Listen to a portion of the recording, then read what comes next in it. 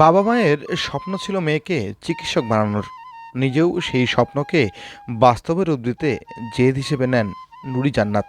সেই স্বপ্ন পূরণ হয়েছে তার। চলতি বছর রংপুর মেডিকেল কলেজে ভর্তির সুযোগ পেয়ে ভর্তি হয়েছেন তিনি। বলছি ঠাকুরগাঁয়ের বালিডাঙ্গি উপজেলার আমজানখুর ইউনিয়নের কালীবাড়ি গ্রামের নুরি জান্নাতের কথা। তিনি ওই এলাকার স্কুল শিক্ষক নুর ইসলামের মেয়ে। বৃহস্পতিবার লাহিড়ী বহুমুখী উচ্চ বিদ্যালয়ে তাকে ফুলেল শুভেচ্ছা জানান প্রধান শিক্ষক অ্যাডভোকেট জিলুর রহমান ও স্কুলের সভাপতি মিয়া মোহাম্মদ সাইফুল্লাহ কলম। মানবিক চিকিৎসক হতে চান নুরি জান্নাত, এজন্য সবার নিকট দোয়াও চেয়েছেন তিনি।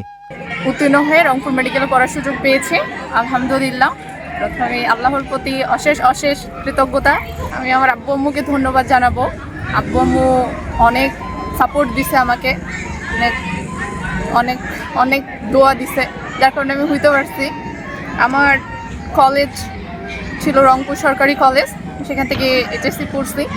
আর স্কুল ছিল এই লাহিড়ী বহুমুখী উচ্চ বিদ্যালয়, খুব ভালো একটা স্কুল। এই স্কুলে আমি পড়ছি। তো সেই থেকে আমার আর কি জেদ ছিল যে ডাক্তার হতে হবে। নিজের একটা জেদ ছিল, প্লাস হচ্ছে বাবা মা চাইতো, বিশেষ করে বাবা চাইতো যে আমাকে মেডিকেলে পড়তে হবে, মেয়ে ডাক্তার হবে।